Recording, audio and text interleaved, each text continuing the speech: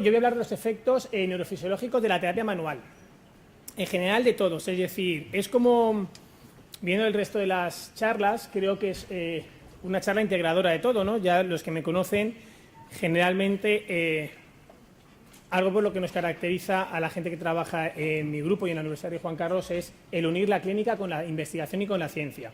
Y por lo tanto, creo que esta charla refleja claramente varias de las discusiones que se han hablado esta mañana, de los mecanismos, bueno, esta mañana y esta tarde, de todo el día, los mecanismos neurofisiológicos periféricos, los centrales y, sobre todo, yo voy a intentar indagar qué es lo que hacemos con la terapia manual dentro de cada persona.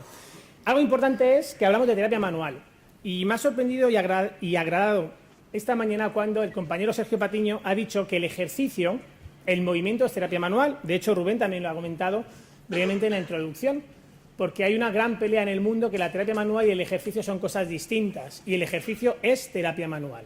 Por lo tanto, ahí la RPG con el tema del movimiento es algo propio nuestro y por lo tanto creo que es un aspecto importante a debatir.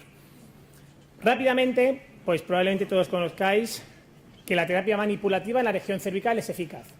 Bien, me da igual que lo comparemos con la movilización, que lo comparemos con la manipulación dorsal, que evaluemos el dolor, la discapacidad, es decir, las diferentes revisiones sistemáticas dicen que es eficaz.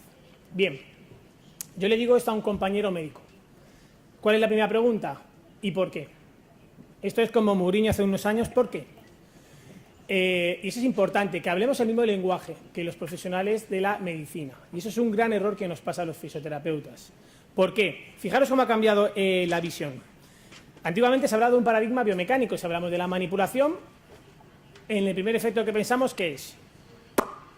El crujido. Y como todos sabemos, el crujido es un pedo, es un gas articular, es un cambio intraarticular de presión. Y antiguamente decíamos, bueno, hemos colocado una vértebra en el espacio, hemos realizado, todos alguna vez nos hemos colocado así, seguro, como los aeroplanos, para entender el movimiento de las vértebras. Y de hecho hay muchas estudios que determinan que un posible efecto de la manipulación es el chasquido articular. Sin embargo, eso es muy superficial. Ya sabemos que hoy en día eso es el hombre cromañón. Realmente los mecanismos son mucho más complejos. Y como esta mañana han dicho varios de los ponentes, es importante entender que las apariencias se engañan. Y quiero poneros un vídeo muy interesante, creo que tengo, voy a ver si tengo audio, en el que demuestra claramente cómo no debemos de juzgar lo que hacemos. Y eso es algo importante con la terapia manual, ya que la terapia manual no solo es un impulso periférico o propiamente dicho manual. Fijaros, entra una persona en el baño y claramente les pilla a dos tíos infragantis. Está claro lo que ha ocurrido, ¿verdad? Se sube los pantalones y el tío se va. No quiere formar parte de esta aventura. ¿Pero qué ha ocurrido? Pues un señor está en el baño, se lava las manos, un caramelo y se lo come. Pero se atraganta. Otro que está haciendo sus necesidades le pregunta, ¿qué pasa? ¿Qué pasa? No se oye, entonces hago la voz en off porque no se oye. ¿Qué pasa? Y sale corriendo desesperado y empieza a ayudarle, obviamente. Entonces, esto es la vida misma. Y después de un trabajo bien hecho, se felicita. Pero siempre hay un tercer observador que es la primera impresión la que cuenta. Por lo tanto, es importante ahondar dentro para poder juzgar lo que ocurre, ¿no? Es igual que por ejemplo, este otro vídeo, nuestro amigo, esto es terapia manual en Tailandia. Todos seguramente conocéis el método Maitland, por lo tanto veis los movimientos perfectos, armónicos de nuestro amigo el elefante a lo largo de toda la columna. Es un tratamiento holístico, ¿veis? Es toda la globalidad de la columna. Por lo tanto, es importante entender que lo que hacemos es mucho más complejo. De hecho, esta mañana se ha hablado de la célula, del tejido conjuntivo, del tejido nervioso, de las arterias, de las articulaciones. Es decir, tenemos un gran espectro, un gran abanico. Y también algo se ha comentado. Es decir, la realidad clínica de los pacientes con dolor es mucho más compleja. En condiciones normales, uno esperaría que a mayor patología, mayor síntoma. Si yo revierto la patología, con mi intervención el síntoma debería desaparecer. Y como bien ha dicho antes el compañero Mario, dolor no es sinónimo de lesión. ¿Y qué es lo que ocurre en la realidad? Pues que no hay una correlación directa entre daño tisular, lesión, problema, patología, como queramos llamarlo, y el dolor. Y gente, por ejemplo, con una hernia discal, con una pelota, no tiene síntomas. Y gente sin hernia discal tiene síntomas. Por lo tanto, no hay una relación directa. Y eso es la complejidad. Ha hablado Carlos Goicoechea y otros compañeros de la neuroplasticidad, de la sensibilización central. Y por lo tanto, como terapeutas manuales, podemos integrar nuestro abordaje manual dentro de este complejo mecanismo de dolor. Pues todos sabemos que tenemos tres zonas importantes: el tejido, que se ha hablado, y el entorno, que se acaba de hablar, como muy bien ha dicho Iñaki, como impulsos periféricos. Una parte de procesamiento que cada paciente integra de forma la famosa integración que hablará mañana Rubén, y obviamente unos mecanismos motores, unos mecanismos de respuesta, porque cada paciente acepta las correcciones, y esto se ve todos los días en la clínica, cuando aplicas cualquier terapia manual, y en este caso que nos ocupa la RPG, que las correcciones son absorbidas por unos pacientes de una forma más fácil, mientras que por otros cuesta mucho más. Y por lo tanto, la respuesta motora del propio paciente, lo que llaman los americanos el output, puede modificar la respuesta y la eficacia de la terapia manual. Por lo tanto, tenemos que integrar nuestro conocimiento de la terapia manual dentro de este complejo mecanismo del dolor. ¿Qué es lo que hacemos realmente con terapia manual? Pues ya hace unos años se determinaba que tenemos tres partes que debemos de desglosar. El aspecto mecánico, somos los mecanicistas del cuerpo, es decir, damos contacto manual. El contacto es un impulso mecánico. Todos sabemos que según el impulso mecánico que dé, la intensidad, el tiempo, la presión, la fuerza, la direccionalidad, podrá estimular un tejido de una forma u otra. Mucho es negativo, pero también poco es negativo. Eso es absorbido por el cuerpo de una forma u otra a través del impulso, y obviamente no podemos olvidar que la terapia manual tiene un efecto placebo, nos guste o no nos guste. La palabra placebo nos da miedo. Placebo no significa nada. ¿Cuántas veces el paciente ha mejorado simplemente con escucharle? ¿Cuántas veces el paciente simplemente por ponerle la mano encima ha mejorado? No tengo por qué tener miedo al contacto con el paciente, al efecto, mejor dicho, del contacto, el efecto placebo, que no es negativo, sino que tenemos que hacerlo aliado nuestro. Este esquema muy bien refleja todo, como muy bien ha empezado mi compañero de la Universidad de Juan Carlos Goicoechea, por el final. La conclusión de la charla es esta. Es decir, no nos hemos puesto de acuerdo, aunque trabajemos aquí, no nos hemos puesto de acuerdo. El estímulo mecánico que hago con la terapia manual va a estimular un tejido particular, bien sea el tejido conjuntivo, el nervio, como ha hablado muy bien Eduardo, a través de la meganotransducción, va a estimular el sistema nervioso periférico, va a llegar ese impulso a la asta dorsal y va a llegar esto a los circuitos del sistema nervioso central. Es decir, a través de la mano voy a tener un efecto en la neurona de primer orden, un efecto en el asta dorsal o neurona de segundo orden y efectos a nivel central o cortical en la neurona de tercer orden. Y eso es lo que me gustaría ir desgranando, si eso es así o no es así. No voy a hablar del dolor, todos conocemos la sensibilización central. Este es un vídeo que refleja claramente lo que se ha hablado esta tarde, cómo la llegada de impulsos aferentes al principio va a provocar por solidaridad la activación de neuronas adyacentes, el dolor referido, que también ha hablado nuestra compañera esta mañana, y por lo tanto la estimulación del dolor y la mayor excitabilidad neuronal. No vamos a hablar más de ello. Pero sí, vamos a empezar cuáles son los efectos en cada uno de los puntos, en cada uno de los escalones de esta escalera. Obviamente el primer efecto es un efecto periférico, que es el que más se conoce y el que más se ha debatido. Es decir, cuando yo pongo la mano, estoy tocando la piel, estoy estimulando los mecanorreceptores, por lo tanto es el primer estímulo.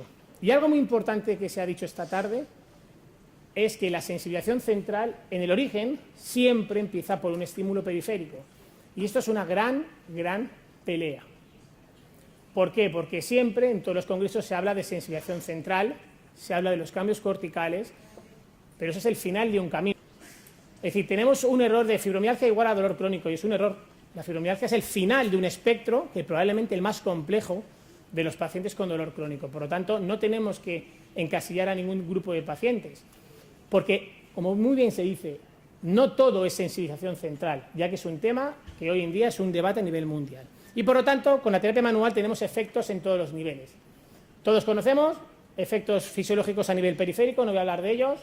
En este caso, la teoría de la puerta de entrada de Merckx al igual, que todos conocemos. Algo también conocidos de la corriente australiana, el modelo de sensibilización periférica, es decir, que somos capaces, y ya se ha hablado, de reducir el impulso nociceptivo. Si tengo una articulación coaptada, soy capaz de coaptar, palabra clave en la RPG, de coaptación articular a través de la puesta en tensión, y eso me va a producir una descarga aferente de los impulsos nociceptivos, por lo tanto, un efecto a nivel periférico. Y tenemos evidencia de ellos, fijaos, muchos estudios, en este caso de la terapia manual, he ido cogiendo distintas técnicas, producen, por ejemplo, reducción de las citoquinas inflamatorias, es decir, una sustancia pronociceptiva es capaz de ser reducida a nivel plasmático por una técnica tan breve como es una manipulación. En este caso, no modificó la sustancia P. Bueno, no pasa nada. La punción seca, que es también una técnica coadyuvante de la terapia manual, ha demostrado, por ejemplo, también tener estos efectos. Es decir, la aplicación de esta técnica produce un descenso de la sustancia P y un incremento de las beta-endorfinas, es decir, un descenso de la sustancia nociceptiva más importante como es la sustancia P. Por lo tanto, también tenemos un efecto con esta técnica coadyuvante de la terapia manual. De hecho, fijaros cómo se puede observar, tras la técnica, en este caso de punción, como ejemplo, la disminución inmediata de estas sustancias nociceptivas que se producen en la periferia y que tan elocuentemente nos ha mostrado Carlos al empezar la tarde. Por lo tanto, el primer efecto más conocido es que tenemos un efecto modulador de las aferencias nociceptivas en la periferia. Yo creo que es una discusión y como fisioterapeutas es el primer paso que todos conocemos. Sin embargo, no debemos de quedarnos ahí. Como muy bien se ha dicho, tenemos un segundo escalón que es el asta dorsal, el sitio donde empiezan los problemas, la creación de nuevas conexiones sinápticas, la creación de diferentes caminos, diferentes vías neuronales para la creación o la aparición de dolores referidos y de dolores en otras zonas. Y por lo tanto, tenemos también diferentes efectos medulares o efectos en el asta dorsal.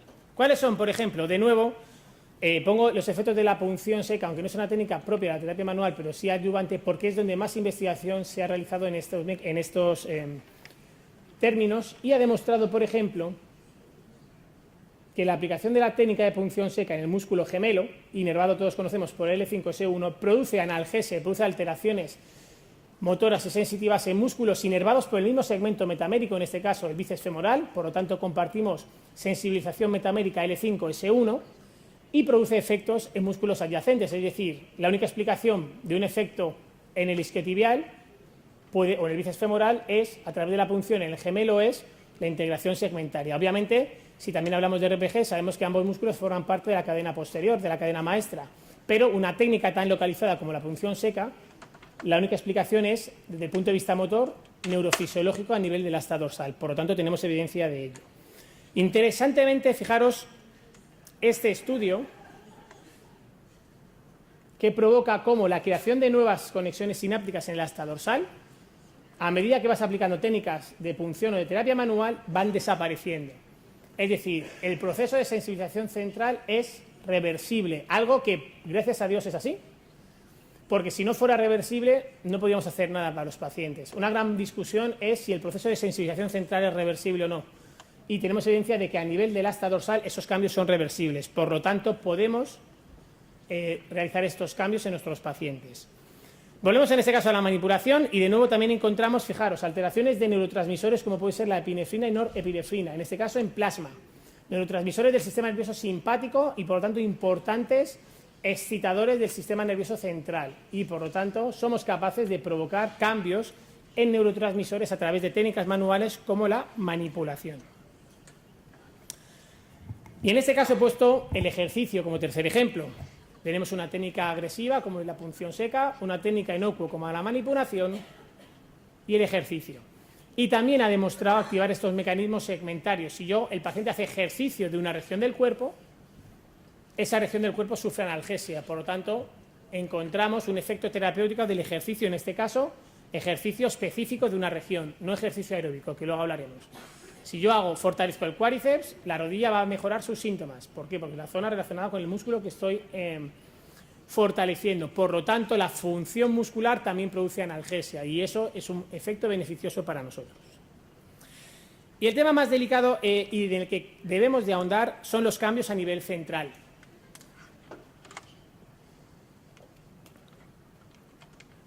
Los cambios en la corteza, que siempre se piensa que la terapia cognitiva es la única capaz de producir estos cambios, y es mentira. Los terapeutas manuales también somos capaces de provocar cambios, y además cambios muy importantes. Fijaros, por ejemplo, este estudio demostró que somos capaces de cambiar las ondas corticales de la corteza somatosensorial tras la aplicación de una manipulación cervical. Podéis ver que hay una disminución de la amplitud en la onda P14, P27, que no vamos a entrar, que regula, pero de la corteza somatosensorial, que sabemos es importantísima para la integración sensorial, y existe una disminución de la amplitud tras la manipulación. Por lo tanto, es un efecto central. Eso no puede ser explicado por ningún otro efecto que no sea a nivel de la corteza. Sin embargo, algo interesante, y que da lugar a error muchas veces de interpretación, es que esto no ocurre con una movilización articular. Como veis, tras un movimiento pasivo articular no hay esos cambios. ¿Esto me indica que no es eficaz la técnica? No, me indica que los mecanismos de acción son distintos a nivel cortical. Y esto explica lo que siempre, por ejemplo, se ha defendido por las diferentes disciplinas que aplican terapias manipulativas, que el efecto de la manipulación es un efecto más reflexógeno que el de una movilización. Pero eso no me está determinando cuál técnica es mejor clínicamente, sino simplemente que los mecanismos son distintos. Fijaros, se ha puesto en los últimos años de moda la neuroimagen, las lucecitas dentro del cerebro cuando hago una resonancia magnética funcional. La manipulación dorsal, algo que muchas veces uno piensa que no hago mucho, produce activación de la famosa neuromatriz, es decir, las diferentes zonas relacionadas con el dolor, como puede ser la corteza somatosensorial, la ínsula, la amígdala, el sistema límbico, se activan tras la manipulación. Es decir, somos capaces de producir un estímulo en la neuromatriz con técnicas manuales, por lo tanto es algo muy importante. Puede ser necesario aplicar las técnicas manuales, sean las que sean, para poder un reseteo del sistema nervioso y después hacer el fenómeno de integración y el ejercicio y el movimiento del que se está hablando todo el día. La terapia manual aplicada, por ejemplo, que se ha hablado esta mañana en el punto gatillo del dolor miofascial, también es capaz de activar la corteza somatosensorial y activar todas las estructuras relacionadas con la percepción del dolor en la neuromatriz.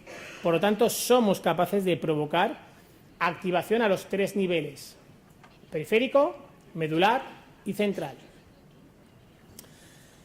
Si le queremos poner pegas, siempre pegas a todo, pues se ha hablado también del sistema modulador descendente, que sabemos que es el efecto o el impulso que el sistema nervioso da para controlar el dolor, o el output que genera el cerebro para, en un caso, facilitar o en este caso, inhibir el dolor. Esta imagen la responde muy bien, es decir, ante un estímulo de dolor, el cerebro manda un impulso eferente al sistema nervioso central que en condiciones normales y fisiológicas tendría que ser capaz de paralizar la llegada de impulsos aferentes al sistema. ¿Qué ocurre? Pues que en sujetos con dolor sabemos que además de existir un incremento de los impulsos nociceptivos, existe una disminución de la inhibición de los sistemas inhibitorios descendentes y por lo tanto una facilitación del dolor. Se junta el hambre con las ganas de comer. ¿Somos capaces de hacer algo con la terapia manual? Sí. Se ha visto, existen numerosos estudios que la terapia manual, en este caso manipulativa, es capaz de activar los mecanismos inhibitorios descendentes no opiáceos. ¿Por qué? Porque no tiene efecto acumulativo. Nosotros hicimos hace muchos años un estudio en el que tras aplicar la misma técnica en los mismos pacientes con 2 semanas de diferencia se obtenían los mismos resultados hipoalgésicos, es decir, mejoraba el dolor en la misma proporción, no existía un fenómeno de acumulación como ocurre, por ejemplo, con los parches de morfina.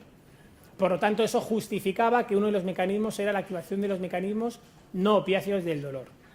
Sin embargo, tenemos que reconocer los terapeutas manuales, y que, menos mal que esta mañana Sergio lo ha comentado, que la técnica o el procedimiento más eficaz, clínica y científicamente capaz de activar los mecanismos inhibitorios descendentes es el ejercicio aeróbico, el movimiento, como bien ha dicho Rubén, la integración.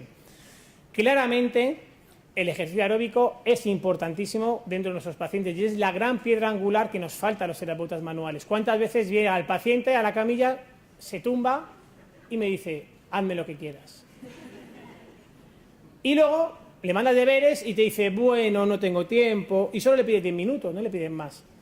Ese es un gran error por nuestra parte, porque de hecho, y el ejemplo os he puesto, el ejemplo de la fibromialgia, la única técnica que ha demostrado eficacia a largo plazo es el ejercicio. ¿Por qué? Porque es capaz de activar los mecanismos inhibitorios descendentes. Por lo tanto, es una herramienta de la terapia manual. De hecho, nosotros hace años hicimos un estudio en pacientes con dolor postmastectomía, dolor postcáncer de mama, en el que la inclusión del ejercicio fue, no sabía si decir si 5 veces más eficaz que la no inclusión del ejercicio tras un tratamiento manual. Por lo tanto, demostramos que además éramos capaces de revertir ese proceso de sensibilización central tras la aplicación de ejercicio en mayor medida que si no lo aplicábamos. Por lo tanto, la inclusión del movimiento como guinda del pastel para activar los mecanismos inhibitorios descendentes. Si os dais cuenta, tenemos técnicas que aplican o que inciden en los diferentes sistemas, periférico hasta dorsal y sistema nervioso central, y el ejercicio nos complementa con la activación de los mecanismos inhibitorios descendentes. Tenemos la combinación perfecta. Sin embargo, también se ha hablado del entorno, y de hecho algunas de las cosas que hablaré rápidamente me las ha pisado Iñaki. Iba a hablar de ojos y me ha quitado cosas que mía. Digo, esto no puede ser. Es el entorno. Todos sabemos que no es lo mismo estar aquí en la sala de espera, se conocen muchas cosas. Ya sabéis que se dice que la camilla del fisioterapeuta es como el confesionario de los curas. Nos cuentan todos sus secretos y es así. Por lo tanto, el entorno que se genera es muy importante y también tenemos evidencia científica. De hecho, se habla mucho de cuál es la interacción terapeuta-paciente. La interacción del terapeuta o la actitud del terapeuta hacia el paciente puede ser clave en el tratamiento de numerosos pacientes. Por lo tanto, el entorno, como terapeuta manual, no solo es tocar, no somos máquinas del movimiento. La interacción es importantísima. Como se ha hablado de las creencias, cómo el paciente integra, cómo asume, cómo se ve. ¿Qué somos? ¿Cola de ratón o cabeza de león? Depende cómo el paciente se vea. Típico paciente que te dice, no sé a qué vengo porque sé que no vas a hacer nada. O te viene, sé que eres mi última esperanza y cree que tienes una aureola y le vas a salvar la vida. Esas creencias pueden condicionar positiva o negativamente al paciente. Y también tenemos evidencia de eso. Fijaros, hace años hicimos también un estudio con mujeres con cáncer de mama en el que la actitud o cómo ellos percibían que el masaje les iba a mejorar, en este caso eran técnicas de inducción miofacial, que esta mañana ha comentado nuestro compañero Andrei Pilat, eran capaces de modificar el sistema inmune. Es decir, se habla también, de hecho, Carlos se ha comentado que si a lo mejor el dolor lumbar es una infección.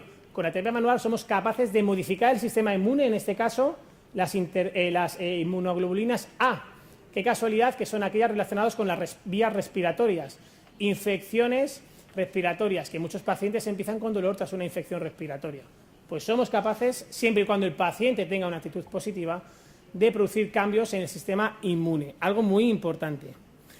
Y también en este caso, igual, ante la inducción miofacial, la actitud del paciente determinaba una mayor mejora clínica. Paciente que no quiere recuperarse, sabemos que no lo saca adelante nadie. Hay un porcentaje mínimo, gracias a Dios, de pacientes que no van a mejorar por muy buenos que seamos. No quieren curarse. Y si no, que se lo digan a la gente que tiene accidente de tráfico en FREMAP y que busca compensación económica, que por muy bueno que sea, le va a doler el resto de su vida. Es decir, cualquier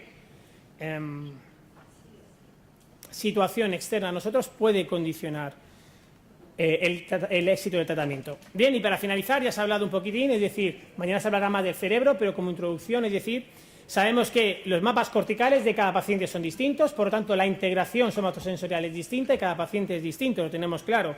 De hecho, Iñaki ha hablado de la terapia en espejo, que ahora igual os mostraré. También se habla de la reconstrucción de la lateralidad. Es decir, todo esto se ha aplicado mucho de la neurología.